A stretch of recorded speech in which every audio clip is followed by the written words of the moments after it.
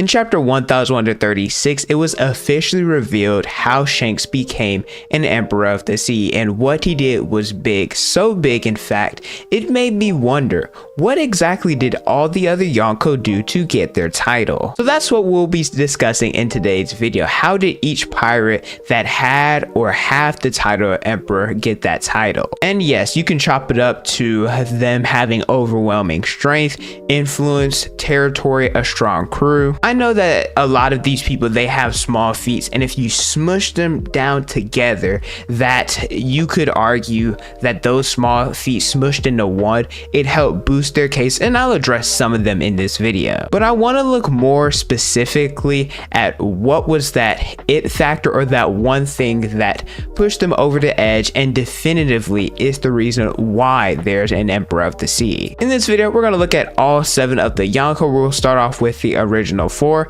and then the 3 that changed either post time skip or at some point when it happened during the time skip, meaning that Roger will not be a part of this because, well, it was never ever confirmed or officially stated if he was ever a yonko. We only know that he received the title of Pirate King. Could he have ever been a yonko before he got that title? I mean, probably, but it was never mentioned. The only little bit of mention that we got was that Whitebeard, Shiki, and Big Mom were the most powerful pirates behind Roger, according to Ace's novel in volume 2. We also know that the yonko, they've been ruling the sea for decades, according to Big Mom and Saul, who was familiar with them since he was a marine, so we can conclude that the yonko system had been around for at least 22 years. We're technically going to start off with Whitebeard, although you could make the argument for Big Mom since there's no official confirmation that Whitebeard was the first ever yonko, but we do know that while he was alive,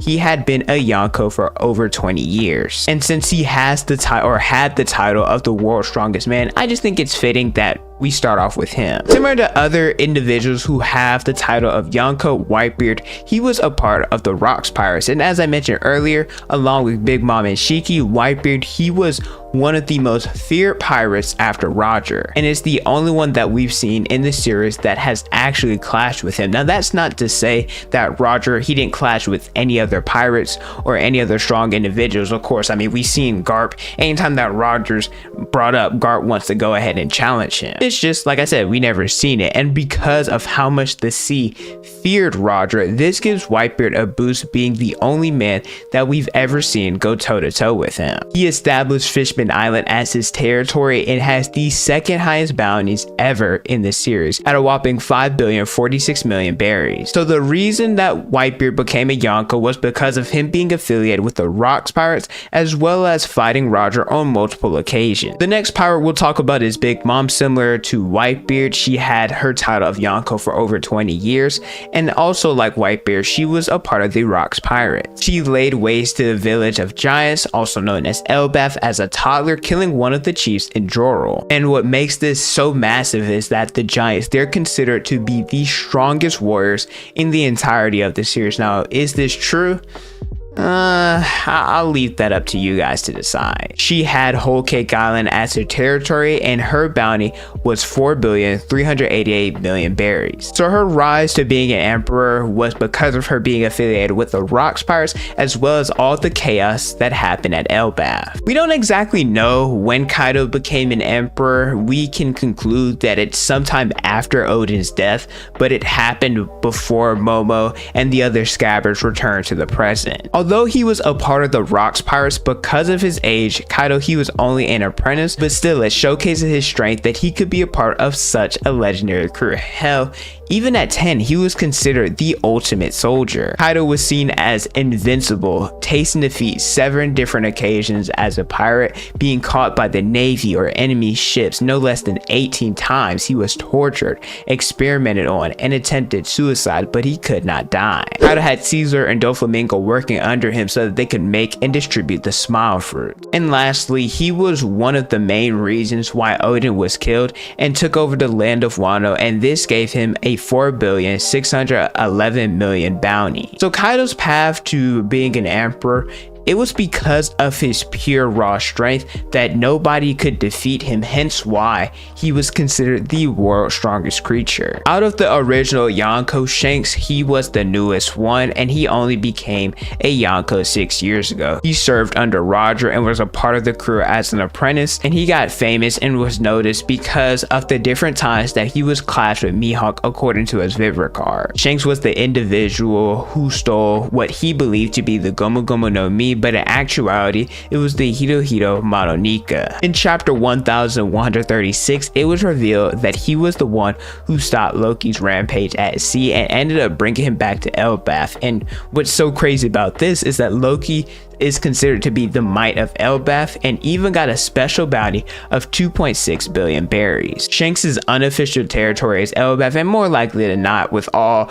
the different pirates that he's associated with, he probably has some other territories as well, and his bounty is 4,048,900,000 berries. Capturing Loki, fighting Mihawk, and probably because of his connection to the Figurine family, this is how Shanks became a Yonko 6 years ago. But if you guys have made it this far into the video and you're enjoying the content, let me know by leaving a like, subscribing to the channel, and hitting the notification bell so you guys never miss out on a new video. I pump out different One Piece content almost each and every day. Now we're entering the newer Yonko territory as Blackbeard became a Yonko 1 year ago during the time skip. This is because he is part of the Will of D. He also was a main catalyst and a lot of level 6 prisoners leaving Impel Down and joining his crew. He also killed Whitebeard and stole his fruit, so now he has both the Gura Gura no Mi as well as the Yami Yami. Blackbeard defeated Wang Zi, who was a former member of the Rocks Pirates and now is the ruler of Hachinosu. Originally, Blackbeard's bounty was 2,246,600,000 berries when he first became a Yonko, but now his bounty is even higher at 3,996,000,000 berries. Killing a former Yonko, having 2 of the most powerful devil fruits,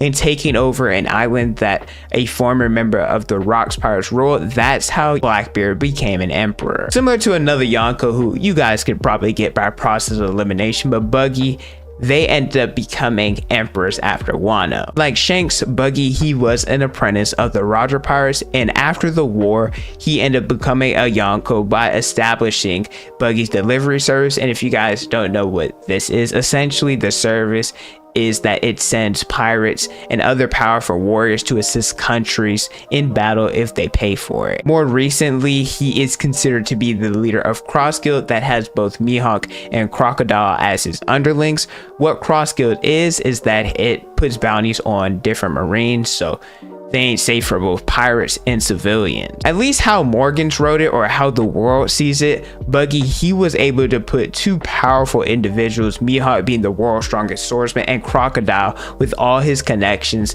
with the underworld under his control, giving Buggy a massive bounty of 3,189,000,000 berries. Him having those 2 people as well as establishing Cross Guild is how he became an emperor. Lastly, I have Luffy. I don't really have to stay on him very long because, well, we've been following his journey the entire time. It all started whenever he defeated 3 warlords in Crocodile, Moria, and Doflamingo. He escaped 3 world government facilities in Ennis Lobby, Impel Down, and Marineford. He's the reincarnation of Nika after awakening his devil fruit during Wano. The way that Morgans wrote it, Luffy defeated both Big Mom and Kaido, but we know how it actually happened, that he was the one to defeat Kaido and Kid and Law defeated Big Mom. Officially, Wano is his territory, but unofficially, he has Alabasta, Fishman Island, and Dressrosa, giving him a whopping 3 billion berry bounty. He did a lot. Like I said, we followed his journey for such a long time. It's been 20 plus years, but the major event